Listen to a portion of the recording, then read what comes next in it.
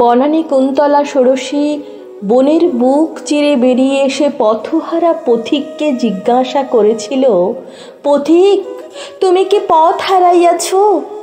সেদিন দিশেহারা পথিকের মুখে উত্তর জোগায়নি। সুন্দরের আঘাতে পথিকের মুখে কথা ফোটেনি। পথিক সেদিন সত্যই পথ হারিয়েছিল। হে আমার গহন বনের তরুণ পথিক দল, আজ সেই বনানী কুন্তলা ভৈরবী সুতা আবার বনের বুক চিরে বেরিয়ে এসেছে।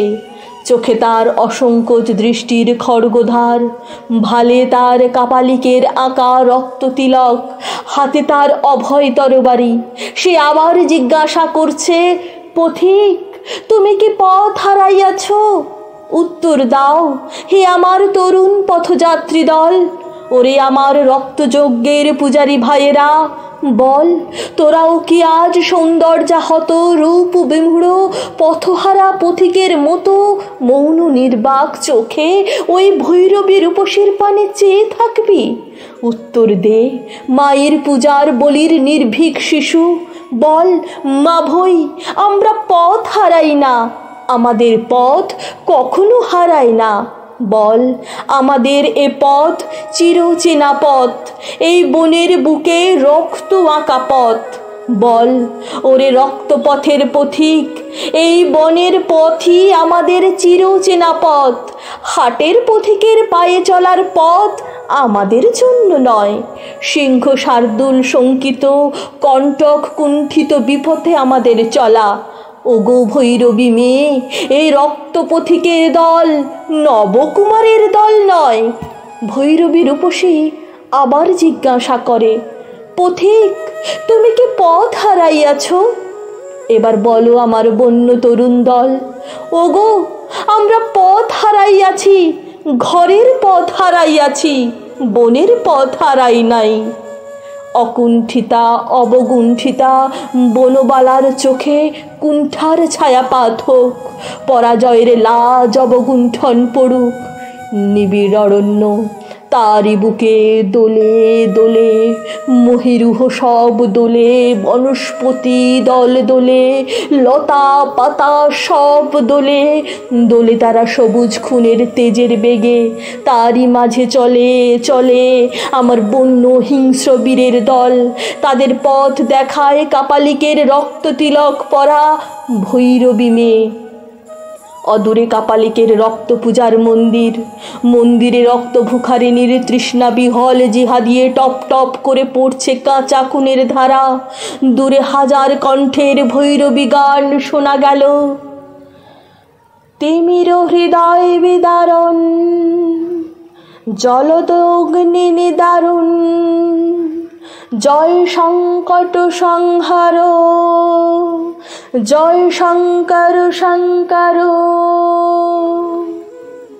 রক্ত পাগলি বেটির পায়ের চাপে শিব আর্তনাদ করে উঠল। রক্ত মশাল করে ভৈরবপন্থীর কণ্ঠ শোনা গেল আরো কাছে, বজ্র ঘোষ বাণী, রুদ্রশূল পানি, মৃত্যু সিন্ধু সন্তর, জয় শঙ্কর শঙ্কর। আবার শিব মোচড় খেয়ে উঠল, কিন্তু সব তার বুকে চেপে। মন্দির থরথর করে কাঁপতে লাগলো। উল্লসিত বনানী ঝড়ের ফুঁ দিয়ে নাচতে লাগলো। কাপালিকের রক্ত আঁখি দিয়ে জল গড়িয়ে পড়তে লাগলো। আর দেরি নাই, ওই আসছে রক্ত পূজার বলি। ছেড়ে দে বেটি, ছেড়ে দে শিবকে, কল্যাণকে উঠে দাঁড়াতে দে। ইন্দ্রের বজ্রের ঘন ঘন শঙ্খধ্বনি হতে লাগলো। মেঘ ডম্বরুতে বোধনের বাজনা বাজতে লাগলো। বিজলি মেঘের বজ্র করা নাড়ার মতো বাইরে দস্যিমের কড়কড় করে কড়া নেড়ে হেঁকে উঠল, দোর খোলো, পূজা এসেছে। বাইরে ঝড়ের দোলের তালে তালে ভৈরবপন্থীর দল নাচতে লাগলো। কি আনন্দ, কি আনন্দ, কি আনন্দ, দিবারাত্রি নাচে মুক্তি, নাচে বন্ধ, নাচে জন্ম, নাচে মৃত্যু, পাছে পাছে তাতা থই থই, তাতা থই থই, তাতা থই থই। ঝনঝন করে মন্দির দ্বার খুলে গেল, কাপালিক বেরিয়ে এলো। নয়নে তার দারুণ হিংসাবহ্নি, স্কন্ধে তার বিজয় কৃপাণ। মন্দিরের অঙ্গনে নৃত্য চলতে লাগলো। তাতা থই থই, তাতা থই থই, তাতা থই থই।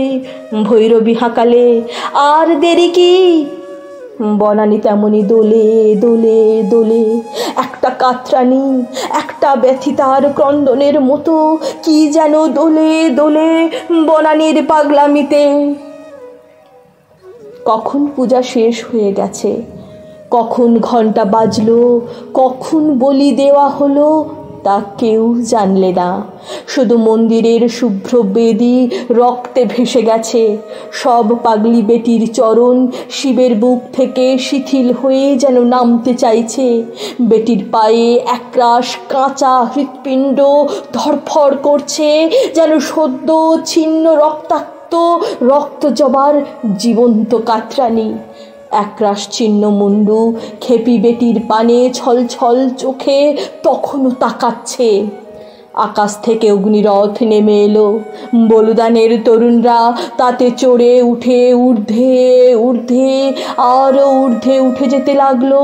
তখন বন্য মেয়ে কাপালিক কন্যারও দুই গণ্ডবে টস টস করে অশ্রু গড়িয়ে পড়ছে।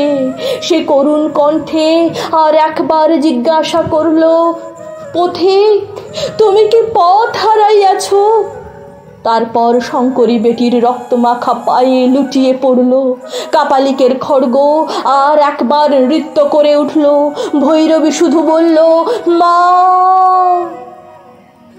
এবার করালি বেটির অশ্রুহীন চোখেও অশ্রুপুঞ্জ দুলে উঠল। ততক্ষণে অগ্নিরথ যাত্রী দলের উত্তর ভেসে এলো, পথ হারাই নাই দেবী, ওই খড়গ চিহ্নিত রক্তপথই শিব জাগাবার পথ।